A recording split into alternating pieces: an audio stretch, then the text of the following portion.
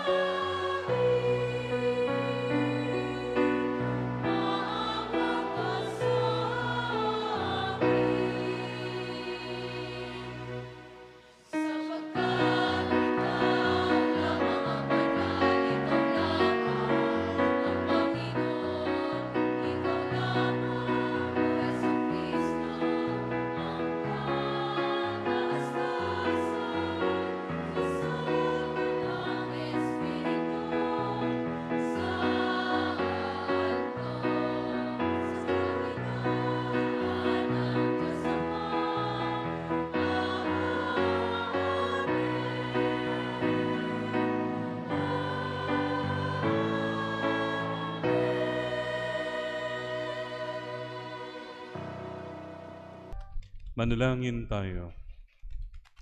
Ama naming makapangyarihan, manatili kang kapiling ng iyong sambayanan na iyong laging kinahahabagan at pinagbibigyan, upang ang itinampok ng iyong pamumuno at pagsubaybay ay muli mong ikalugod at panatilihin mong kinalulugdan sa pamamagitan ni Jesucristo kasama ng Espiritu Santo magpasawalang hanggan. Amen.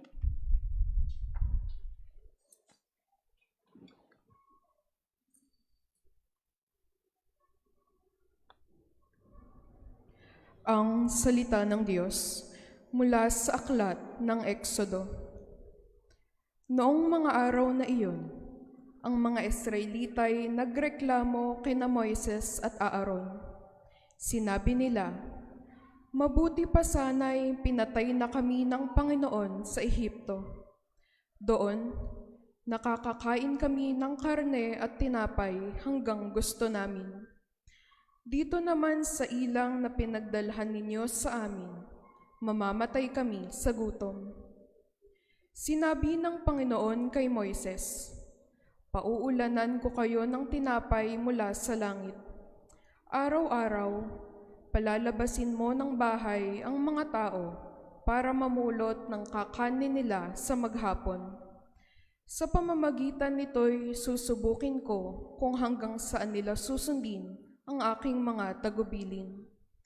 Narinig ko ang reklamo ng mga Israelita. Sabihin mo sa kanila na pagtatakip silim, bibigyan ko sila ng karne. Sa umaga, bibigyan ko sila ng tinapay hanggang gusto nila. Sa gayo'y malalaman nilang ako ang Panginoon, ang kanilang Diyos. Nang magtakip silim, dumagsa sa kampo ang napakaraming pugo. Kinaumagahan naman ay makapal na makapal ang hamog sa paligid ng kampo. Nang mapawi ang hamog, nakita nila ang lupa'y nalalatagan ng maliliit at maninipis ng mga bagay na animoy pinipig. Hindi nila alam kung ano iyon, kaya't nagtanungan sila, "Ano kaya ito?" Sinabi ni Moises, "Iyan ang tinapay na bigay sa inyo ng Panginoon." Ang salita ng Diyos. Salamat sa Diyos.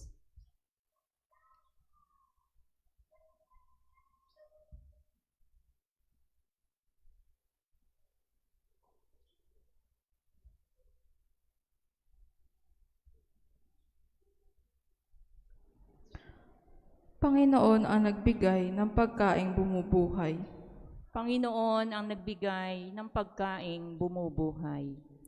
Ito'y aming narinig na, kaya naman aming alam. Nagbuhat sa aming nuno na sa aming isinaysay. Totoong kahanga-hanga ang tinutukoy na bagay, mga ginawang dakila ng Panginoong may kapal. Panginoon ang nagbigay ng pagkaing bumubuhay. Gayonpaman, itong Diyos nag-utos sa kalangitan, at ang pinto nito'y agad-agad na nabuksan. Bunga nito, ang pagkain bumuhos na parang ulan. Ang pagkain nila'y mana sa kanila'y ibinigay. Panginoon ang nagbigay ng pagkaing bumubuhay. Ang kaloob na pagkain ng mga anghel. Hindi sila nagkukulang, masagana kung dumating. Inihatid sila ng Diyos sa banal niyang lupain, sa bundok niyang inagaw sa kalabang naniniil. Panginoon ang nagbigay ng pagkaing bumubuhay.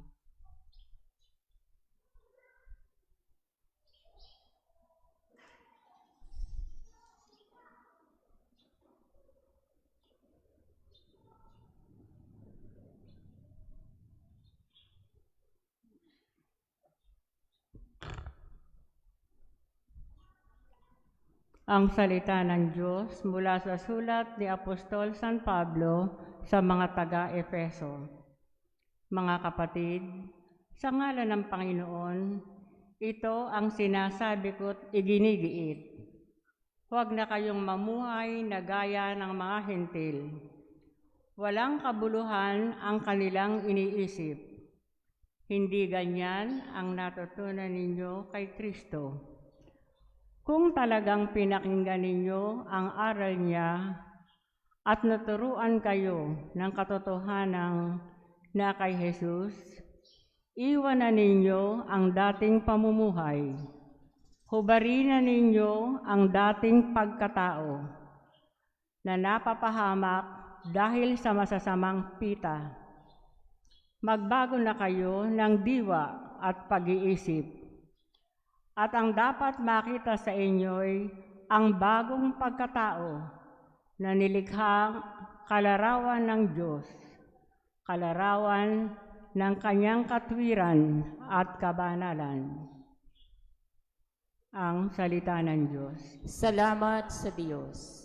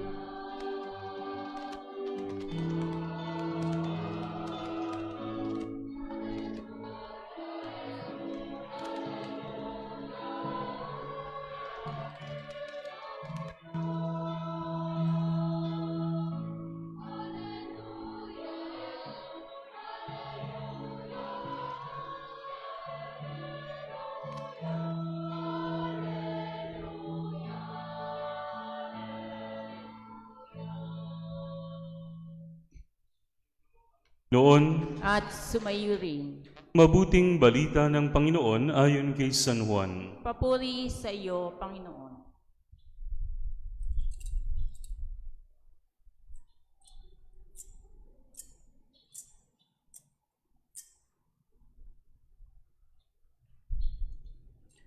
Noong panahong iyon, nang makita ng mga tao na wala na si Jesus, ni ang kanyang mga alagad, sa lugar na kinainan ni Jesus ng tinapay, sila'y sumakay sa mga bangka at pumunta rin sa Capernaum upang hanapin si Jesus. Nakita nila si Jesus sa ibabaw ng lawa at kanilang tinanong, "Rabi, kailan pa kayo rito?" Sumagot si Jesus, "Sinasabi ko sa inyo, hinahanap ninyo ako, hindi dahil sa mga kababalaghang nakita ninyo, kundi dahil sa nakakain kayo ng tinapay at nabusog. Gumawa kayo, hindi upang magkaroon ng pagkaing nasisira, kundi upang magkaroon ng pagkaing hindi nasisira at nagbibigay ng buhay na walang hanggan. Ibibigay ito sa inyo ng anak ng tao sapagkat siyang binigyan ng kapangyarihan ng Diyos Ama." Kaya't siya'y tinanong nila, "Ano po ang dapat naming gawin upang aming maganap ang kalooban ng Diyos?" "Ito ang ipinagagawa sa inyo ng Diyos.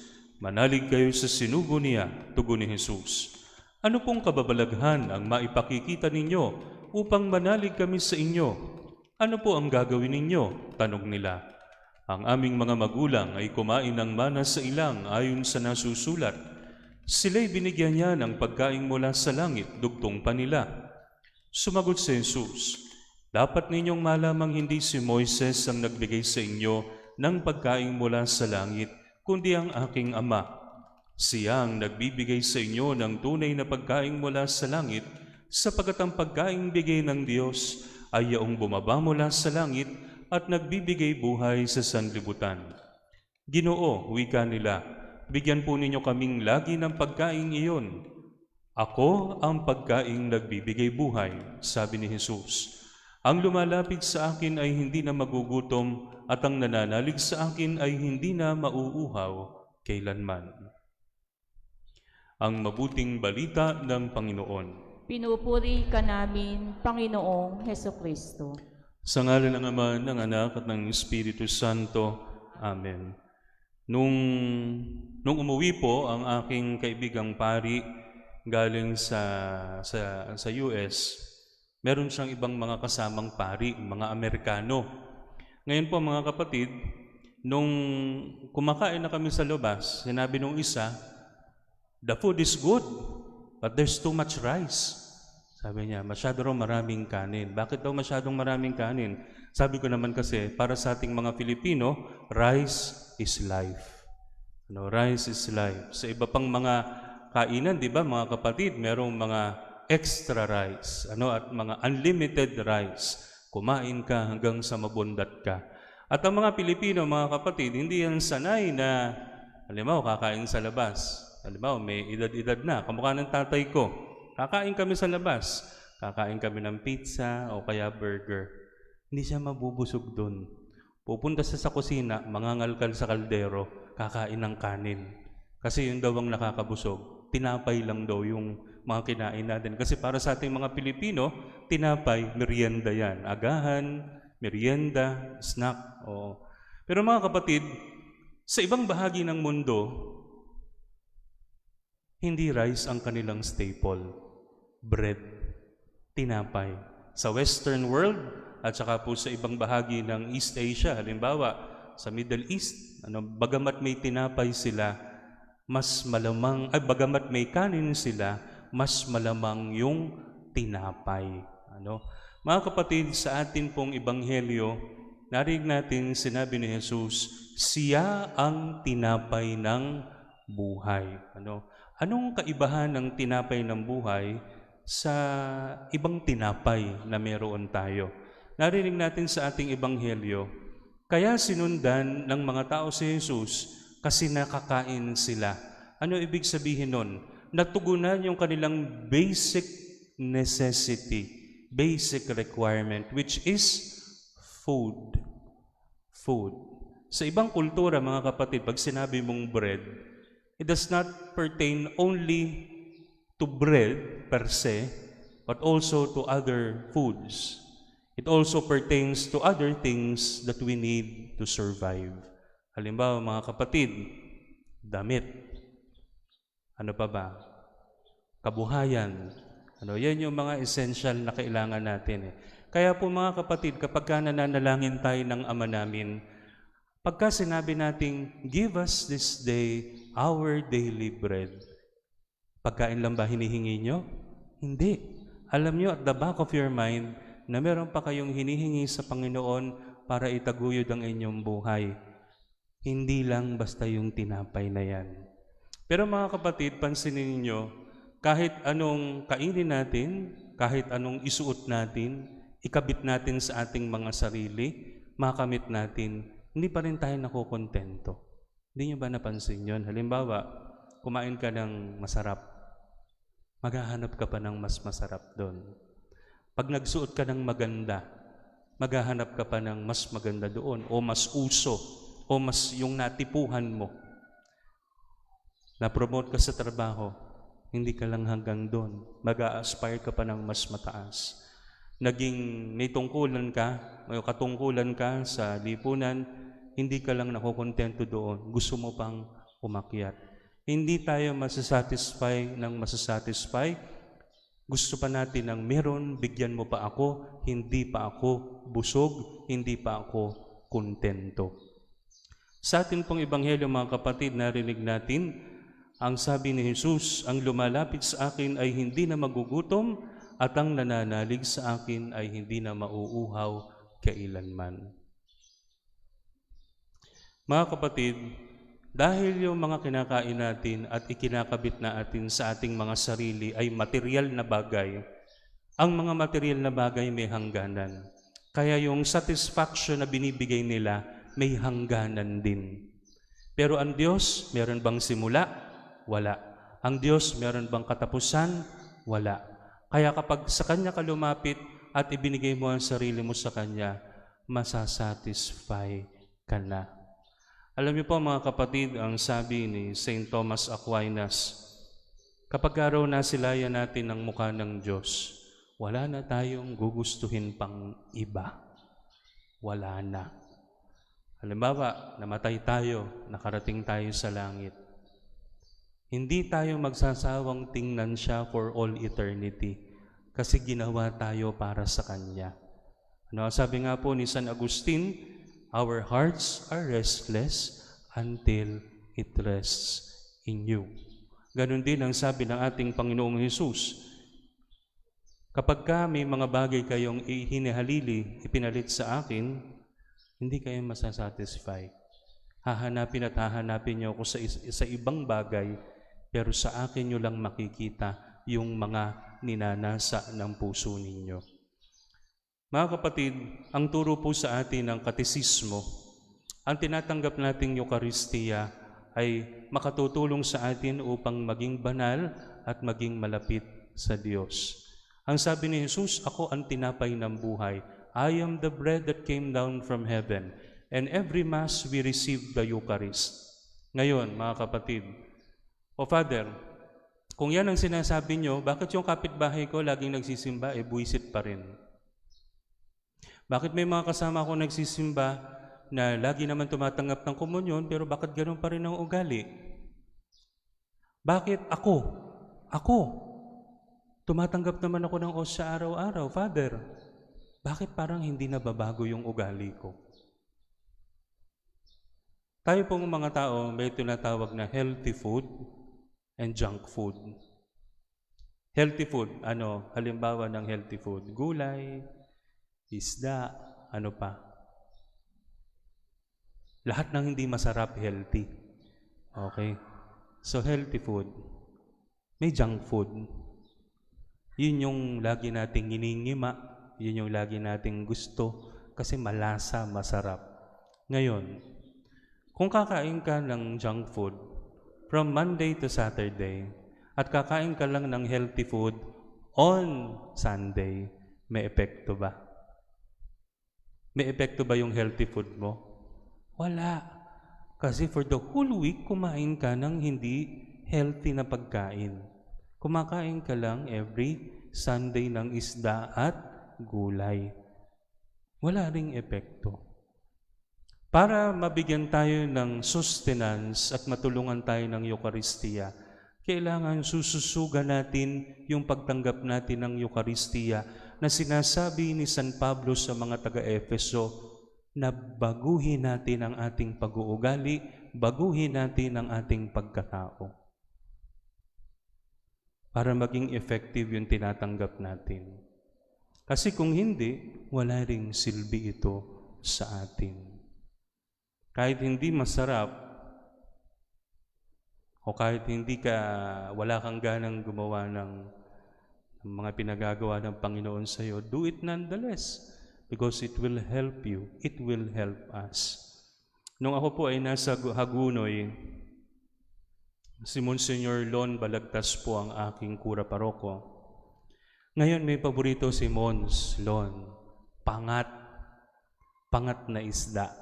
Kahit anong isda, pangat na isda, yung may kamatis at saka merong walang luya, kamatis lang yata iyon, tsaka sibuyas. Monday to Saturday. Kaya pagkalinggo, sinabi ko, Mons, pwede ba tayong kumain ng manok? O sige Eka, magpaluto ka ng manok dyan. Okay lang mga kapatid yung paminsan-minsan na cheat day. Hindi ko naman sa sinasabing gumawa tayo ng masama. Pero kung bumaksak tayo, nagkasala tayo, paminsan-minsan, it will be forgivable. But let us always make it a point na suportahan ang katawan ni Kristong tinatanggap natin na mga bagay na kalugod-lugod at kaibig-ibig sa Diyos. Father, paano ako magsisimula? Okay, sige. Nagdadasal ba kayo bago kumain?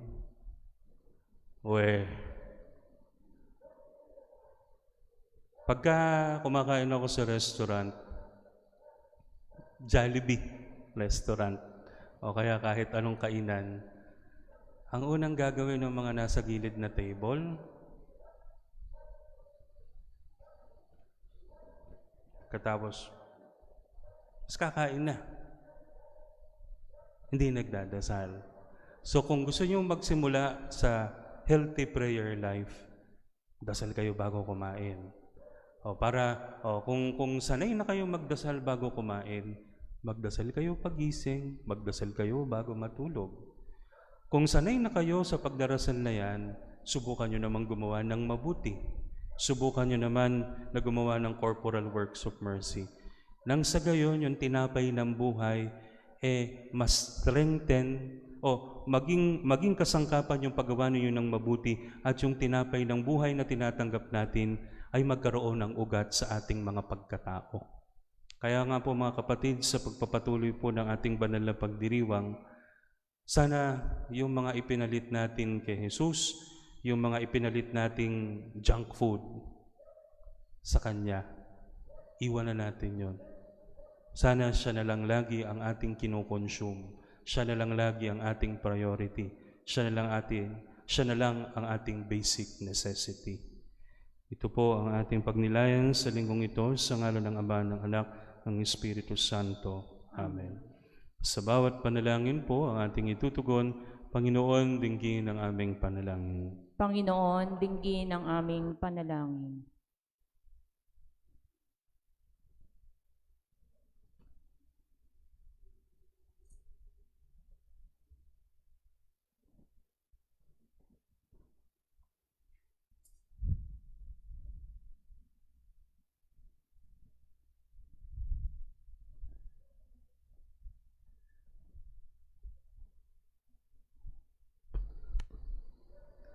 Maihatid nawa ng paring lingkod ng simbahan sa mga nagugutom at nauuhaw si Jesus na pagkaing nagbibigay buhay.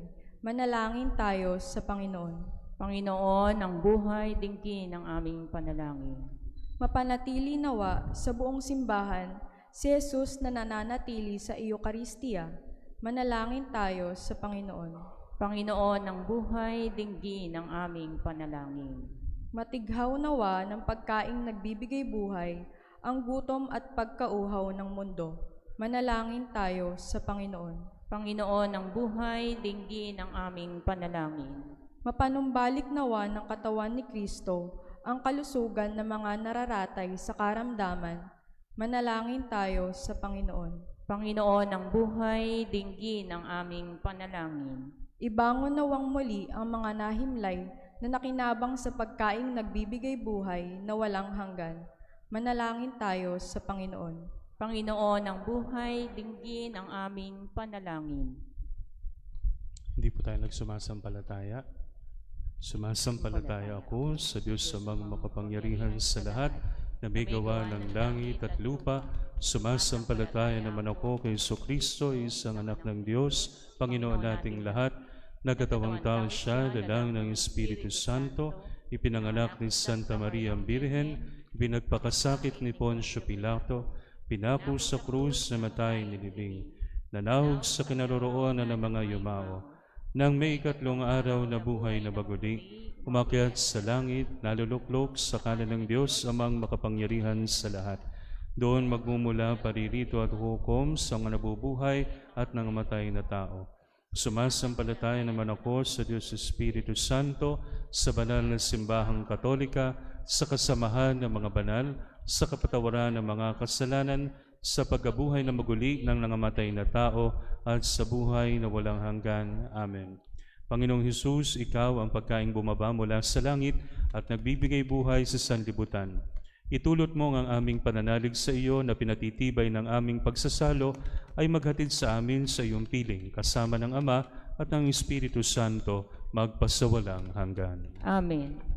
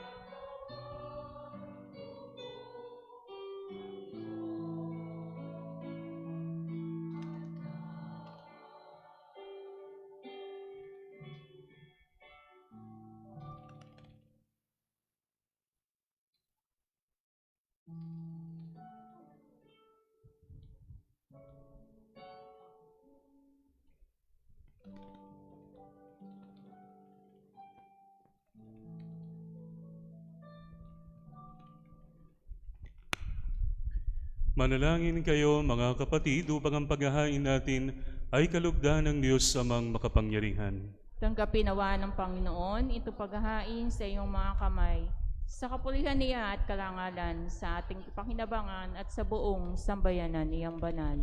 Ama naming lumikha para mo ng awa, gawin mong banal ang mga alay naming iusan ng kalugdan at kami gawin mong haing sa iyo laging nakalaan.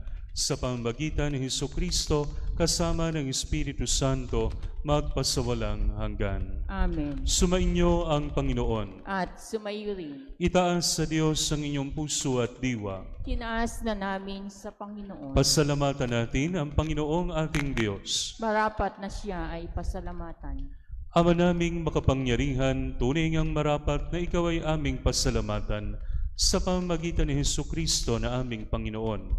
Siya ang talagang dakila at lagi mong ikinalulugod na paring naghahain para sa sansinukob nitong pag-aalay na tangi mong ibinukod. Ang ipinagdiriwang sa huling hapon ay paghahain niya para sa tanan upang alalahanin namin pagsaluhan. Ang laman niya'y inihain upang lahat ay buhayin. Ang dugo niya'y dumanak ng lahat ay mapatawad. Kaya kaisa ng mga anghel na nagsisiawit ng papuri sa iyo nang walang humpay sa kalangitan, kami nagbubunyi sa iyong kadakilaan.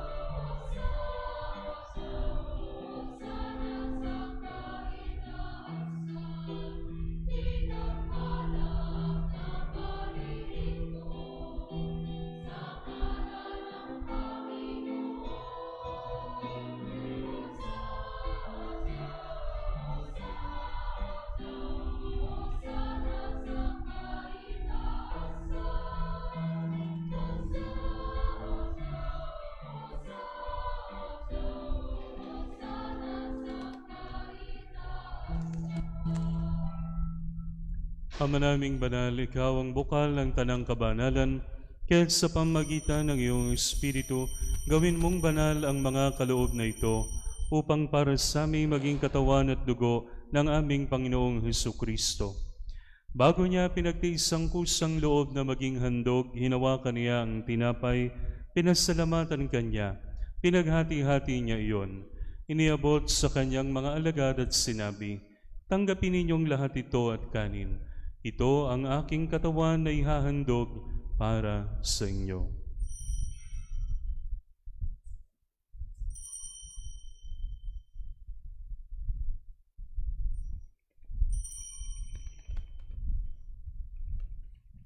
Gayun din naman nung matapos ang hapunan, hinawakan niya ang kalis, muli kanyang pinasalamatan. Iniabot niya ang kalis sa kanyang mga alagad at sinabi, "Tanggapin ninyong lahat ito at inumin. Ito ang kalis ng aking dugo ng bago at walang hanggang tipan. Ang aking dugo na ibubuhos para sa inyo at para sa lahat sa ikapagpapatawad ng mga kasalanan. Gawin ninyo ito sa pag-alala sa akin."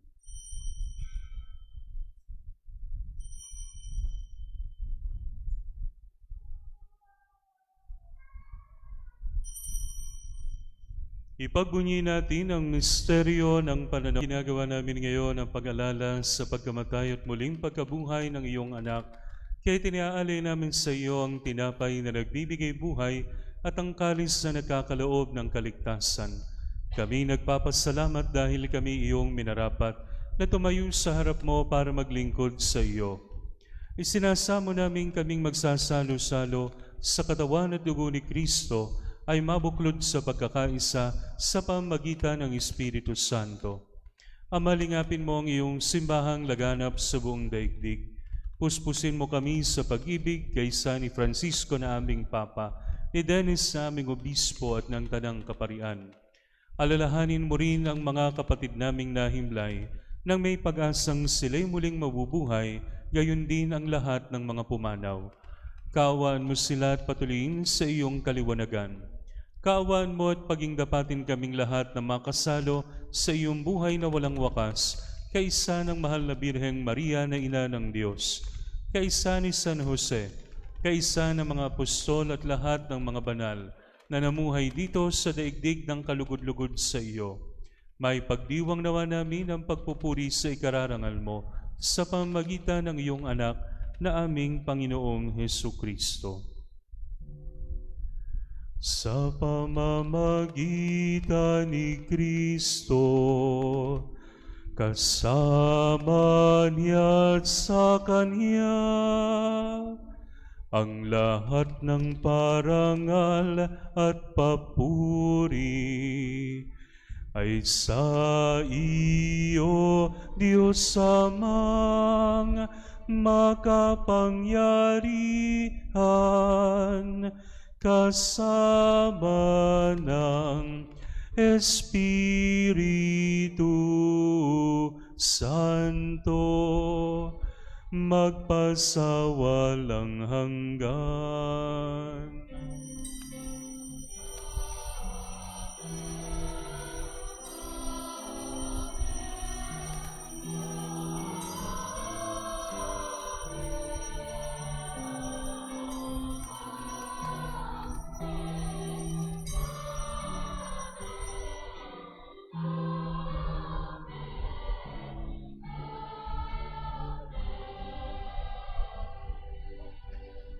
Sa tagubili ng mga nakagagaling na utos sa turo ni Jesus sa Panginoon natin at Diyos, ipahayag natin ang lakas loob.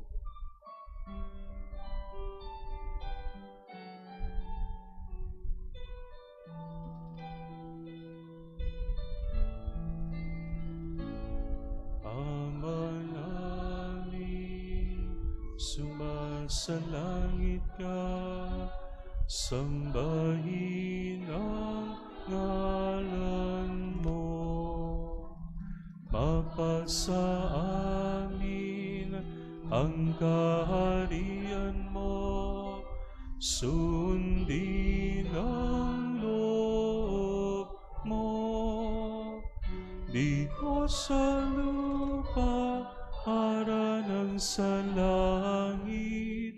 Bigyan mo po kami ngayon ng aming kakanin sa araw-araw at patawarin mo kami sa aming mga sala para ng pagpapatawad namin sa nagkakasala sa amin, at huwag mo kaming ipahintulot at tukso, at iadya mo kami sa lahat ng masama. Hinihiling namin kami iadya sa lahat ng masama, pagkalooban ng kapayapaan araw-araw, iligtas sa kasalanan at ilayo sa lahat ng kapahamakan, samantalang aming pinananabigan ang dakilang araw ng pagpapahayag ng tagapagligtas naming si Jesucristo.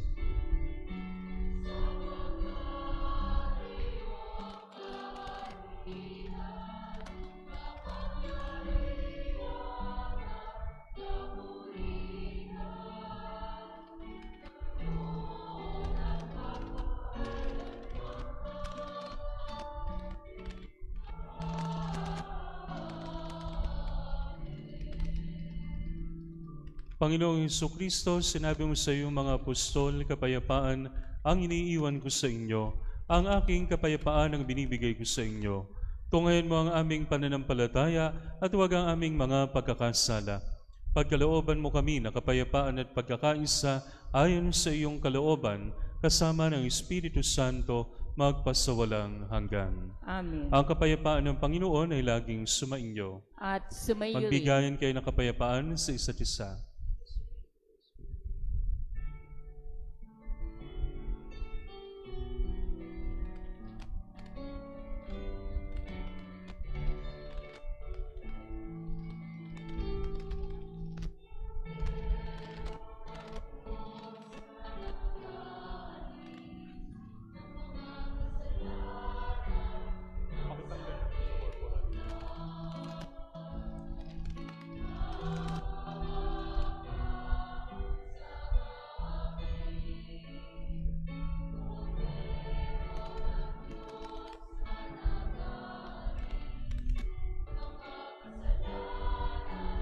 Ng sanglibutan, maawa ka sa amin. Agnus Dei qui tollis peccata mundi, dona nobis pacem, dona nobis pacem, dona nobis pacem.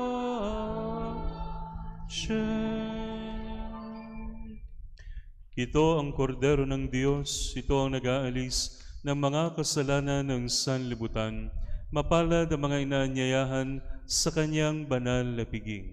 Panginoon, hindi ako karapat-dapat na magpatuloy sa iyo, ngunit sa isang salita mo lamang ay gagaling na ako.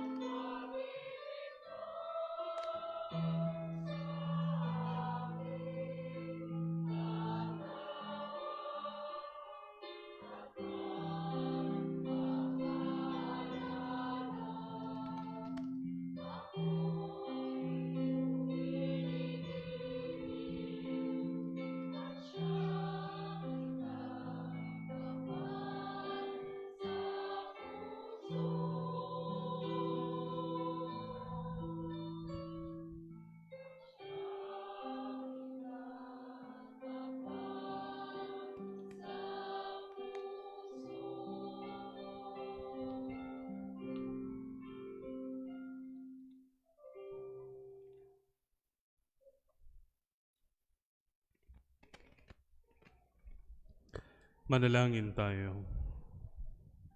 Ama naming mapagmahal, kaming pinapagsalo mo sa banal na pakikinabang ay iyong tuwangan sa ginagawa namin sa araw-araw.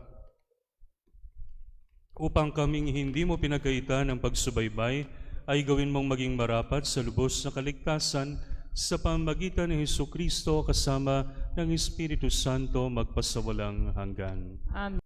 Maraming salamat po. Sumainyo ang Panginoon. At sumayo rin. At pagpalain kayo ng makapangyarihang Diyos, Ama, Anak, at Espiritu Santo, Amen. na ialay ng banal na misa, umayo kayong taglay ang kapayapaan ni Kristo. Salamat sa Diyos.